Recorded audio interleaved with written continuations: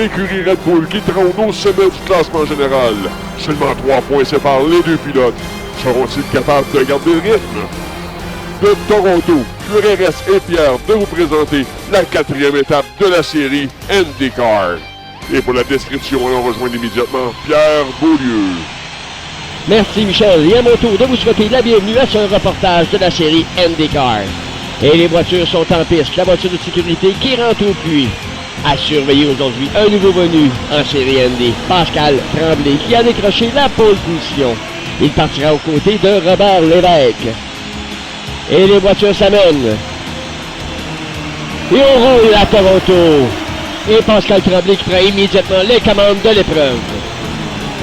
Pour Jean-Luc Aubé, la course aura été de très courte durée. Au premier tour, il frappe violemment la clôture. Les dommages sont trop importants, il devra abandonner. Et Danny Gauthier ne se laisse pas impressionner par les voitures Red Bull. Il poursuit ici Marc-André Turgeon qui double assez facilement pour reprendre sa 3e position. Mais au 7e tour, Danny veut distancer Marc-André qui le talonne depuis déjà quelques tours. Il prend le virage un peu trop large. Il devra lui aussi abandonner. Et au 13e tour, 2 ennuis mécaniques simultanés pour Fred Pilon. Les freins et la direction. Il terminera donc sa course dans les pneus de protection. Au 17e tour, Bruno aimerait bien rejoindre son coéquipier, mais il fait une fausse manœuvre et l'envoie dans les pneus de protection. Il devra donc visiter les puits. Et heureusement pour Bruno, Marc-André fait lui aussi un arrêt. Et 4 tours plus tard, Marc-André est toujours 4e. Mais cette fois, c'est à son tour de perdre le contrôle de son véhicule. Et Bruno, qui suivait non loin derrière, en profite pour s'emparer de la 4e place. Et au 23e tour, alors qu'il est en 3e position, c'est au tour de Mario Lachance à visiter les pneus de protection. Ce sera donc pour lui aussi la fin de l'épreuve. Avec 6 tours à faire, Robert Lévesque tente un arrêt rapide au puits, mais Pascal avec quelques secondes en réserve. Il reprend ici la première place. Et Gracien Zéberge a dû être transporté à l'hôpital suite à cet violent impact. Mais heureusement pour lui, il n'a subi que des blessures mineures. Pascal Tremblay, qui a mené les 27 des 38 tours à faire, remporte ainsi le Grand Prix de Toronto, et ce à sa première présence dans cette série.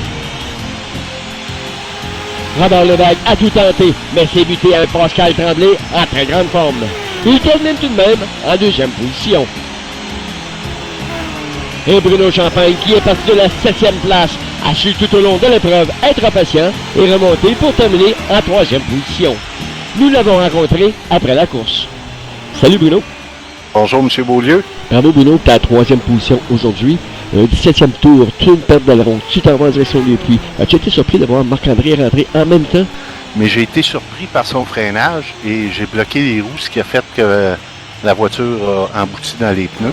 Je ne m'attendais pas à ce que lui rentre d'un puits aussi parce que c'était pas la stratégie de l'équipe de rentrer les deux. J'ai resté surpris même que son écurie lui dise de rentrer parce que je rentrais dans les puits. Mais ça a été une décision d'équipe. Et puis, Marc-André est sorti en avant de moi. Après ça, on s'est suivi. Après 4 courses, Bruno, tu te retrouves au sommet du classement général.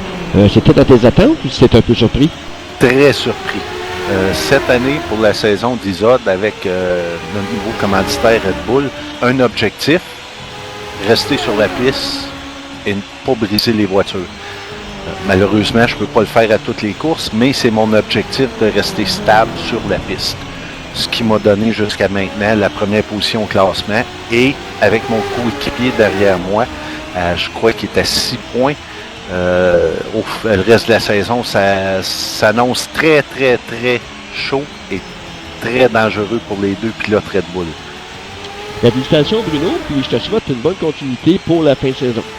Merci beaucoup, M. Beaulieu, et j'en profite pour remercier tous mes commanditaires, dont Red Bull et GM Goodwrench, qui sont mes commanditaires principaux pour cette année. Merci et bonne journée, M. Beaulieu. Merci beaucoup. Et voici maintenant le classement général. Bruno Champagne avec 142 points. Marc-André Turgeon, 136. Et une triple égalité en 3e position. Jean-Luc Aubé, Gracien Zéberge et Robert Lévesque avec 116 points.